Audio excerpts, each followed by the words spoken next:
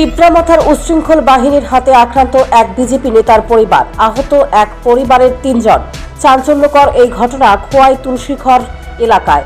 ঘটনা সম্পর্কে আক্রান্ত বিজেপি নেতা বলেন, শনিবার সকাল আনুমানিক 11টা নাগাদ খোয়াই তুলসীঘর এলাকায় এক বিজেপি পরিবারের বাড়িতে ভাঙচুর চালায় তিপ্রামথা দলের কর্মীরা।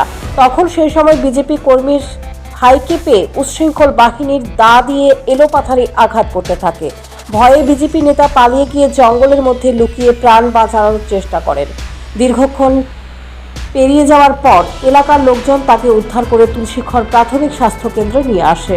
আহত ব্যক্তির অবস্থা আশঙ্কাজনক হওয়ায় সাথে সাথে ডাক্তারবাবু খোয়াই জেলা হাসপাতালে রেফার করে দেন। তিপ্রামথা দলের কর্মীরা বিজেপি নেতার গর্ভবতী স্ত্রীকে মারধর করে বলে অভিযোগ করেন। প্রথমে এসে আজকে সকালে না কালকে থেকে গতমতা হয়। কালকে আমরা মানে কয়েকদিনে আমরা জম্মুর একটা প্রোগ্রাম চলতেছে, যারা এই বছরে একদম 12 পাস বা মাধ্যমিক পাস করতেছে, তারা একটা সম্বর্ধনা, ওই সম্বর্ধনার জনের লাগে আমরা গ্রামে গ্রামে প্রচার করছি।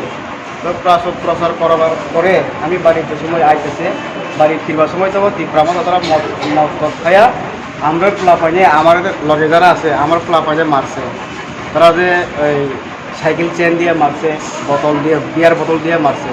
তারপর মারার পরে আমারও তারা মারবার লাগার চেষ্টা করছে, কিন্তু আমি ভাগিয়ে গেছে, অনেক একজনের করে আমি দুটিয়ে গেছে।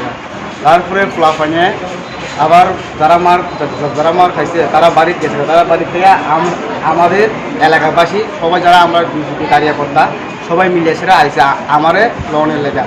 তো আমার লওয়ানোর সময় তারা আবার তিপ্রামথা লোক বাজারে তারা আবার ওই বিড়ি সিগারেট খাইয়া একটা জায়গায় মানে বয়ে রয়েছে। তো আমরা যদি বাকির লোক আওয়ার পরে তারা আবার পিটাপিটি লাগছে, লাগার পরে তারা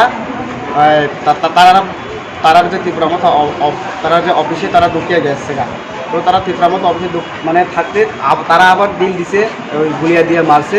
এরপরে আমরা পার্টি কর্মী তারা আগে গেছে, আগুনের পরে তারা পার্টির ভিতরে ঢুকছে, তারা বাগিয়ে গেছে। তো যারা মার খাইছে আমাদের দলের যারা যে মার খাইছে সাইকেল ট্রেন দিয়ে তারা মার খাইছে, তার আগের কিছু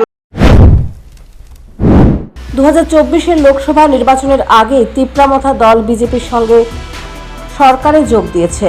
এখন তিপ্রামথা সরকারের শরিক দল। তাছাড়া পূর্ব ত্রিপুরা লোকসভা নির্বাচনে বিজেপি তিপ্রামথা দলের কান্ডারি প্রদ্যুৎ কিশোর দেববর্মনের বোন প্রীতি সিংকে প্রার্থী করেছে।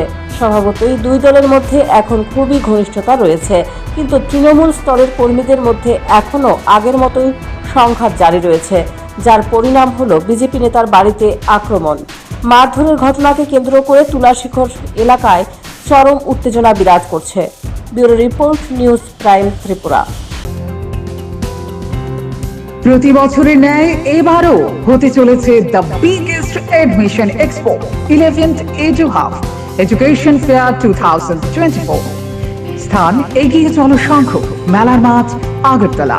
চলবে 8 জুন এবং 9 জুন। সময় বিকেল 4টা থেকে রাত 9টা পর্যন্ত।